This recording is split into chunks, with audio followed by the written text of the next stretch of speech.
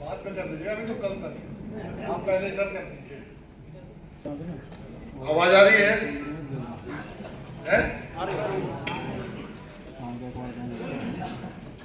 आज इस वार्षिक अधिवेशन और चिंतन शिविर के अवसर पर आप सबका बहुत बहुत स्वागत, बहुत बहुत अभिनंदन।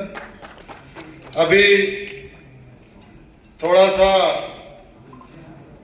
उपस्थित जो हमारा साथी है, चूंकि पहली बार ऐसा आयोजन ऐसी जगह पर पहली बार हो रहा है, थोड़ा सा सब लोग सोच में पड़े हैं कि आगे क्या होगा क्या होगा।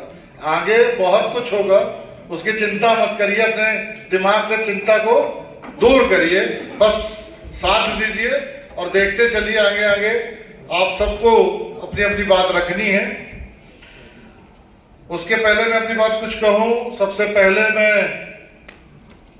अखिल भारतीय महात्मा फुले समता परिषद से आपका परिचय कराना चाहता हूं कि माननीय हमारे जो अतिथिगण हैं, आदरणीय श्री लखन घनघोरिया जी, पूर्व मंत्री मध्य प्रदेश शासन, वर्तमान विधायक और पीसीसी के वाइस प्रेसिडेंट, साथ ही आदरणीय राजा पटेल और हमारे जो क्षेत्रीय नेता हैं जो जबलपुर जिले के हैं, आसपास के हैं। क्योंकि आप लोगों को और भी कार्यक्रम और भी आयोजन और भी जगह जाना होता है, तो इसलिए उद्घाटन समारोह पहले आप सबको आमंत्रित किया। तो उद्घाटन समारोह में इसलिए आप लोगों को बाध्य किया गया क्योंकि मौसम की जो स्थिति है और कल माता जयंती होने की वजह से हमारे बहुत सारे कार्यकर्ता साथी जिनको रात में चल के सुबह यहाँ आना था, वो लोग कोहरे के कारण या मौसम की खराबी होने के कारण अभी यहाँ पर पहुंचे नहीं हैं। कुछ लोग रास्ते में हैं, कुछ लोग ट्रेन में हैं, कुछ लोग कल सुबह पहुंचेंगे। तो बिल्कुल भी अपने दिलो दिमाग में हमारे जो आयोजक साथी हैं और जो यहाँ उपस्थित साथी हैं, बिल्कुल ये ना सोचें कि अभी हॉल खाली है। सेलेक्टेड 1000 लोगों को ही प्रदेश से बुलाया गया और इसमें 1000 कुर्सी ही है हॉल में, ना कुर्सी ज्यादा है ना ज्यादा लोगों को बुलाया गया है। और वो इसलिए कि जिस तरीके से मौसम पूरे उत्तर भारत की जो स्थिति है, लगातार सर्दी बढ़ती जा रही है, कोहरा बढ़ता जा रहा है। और चूंकि जब ये कार्यक्रम सतना में होता था, पिछले कार्यक्रम में जो लोग भी हमारे साथी शामिल थे, उनने सबने देखा कि जिस तरीके से मौसम साथ नहीं दिया और जो परिस्थितियां बनी, जिसके कारण पूरा कार्यक्रम बाधित हुआ। और उसके पहले की जो तैयारी होती है, इस 0 डिग्री टेम्परेचर में रात को टेंट का काम करना, मंच की सजावट करना, व्यवस्था करना, या जो दूर दराज से हमारे साथी स्वर्गीय पिताजी के जो सहयोगी हैं, आदरणीय नेत्रांग जी, बहुत ही वरिष्ठ पिताजी के साथी, आपका बहुत बहुत स्वागत है। कृपया बैग रख दें, ऊपर आ जाए जी।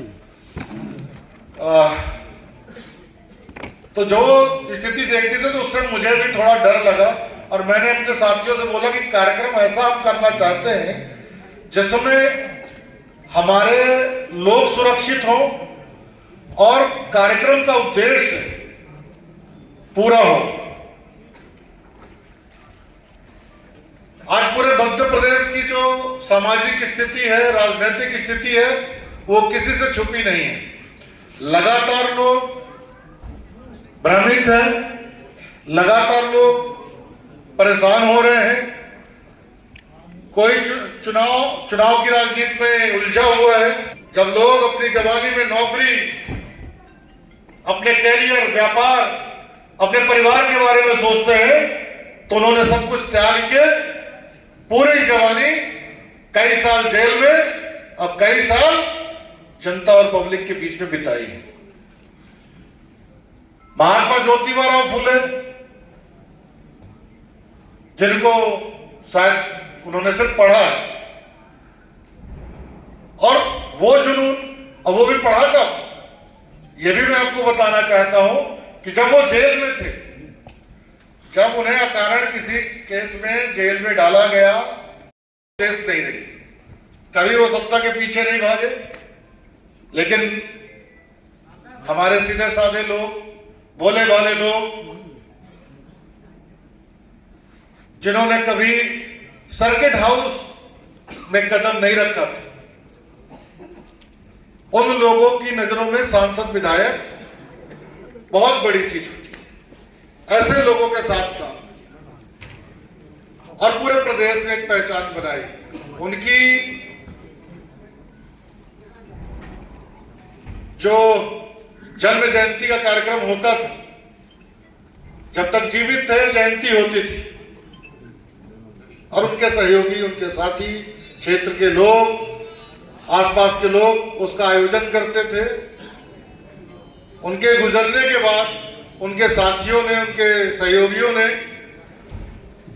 जन्म जयंती का कार्यक्रम शुरू किया और आज वो क्रम यहां तक पहुंचा है। तो इस कार्यक्रम को अधिवेशन का रूप देने का मुख्य कारण ये है कि हम लोग आपसे विचारधारा की चर्चा कर सके और आपकी बात सुन सके। कल तक ये माइक चलेगा, जिसको जितना बोलना हो, जो अनुभव, जो बातें जो रखना चाहता है वो रखे। और उसके लिए आप सबको आमंत्रित किया गया है। और सांसद जी तो एक नाम है, मेरा रिश्ता है, उनके बारे में मैं ज्यादा नहीं बोलूंगा, बाकी लोग अपनी बात रखेंगे। लेकिन मैं बाबा साहब और बाबा साहब के गुरु महात्मा ज्योतिबा फूले जी के विचारों की एक तरह से समीक्षा, उसकी जानकारी, उसका आदान प्रदान, उसके अनुभव का आदान प्रदान, जो कि यहाँ पे मध्य प्रदेश के किसी एक शहर या एक जिले के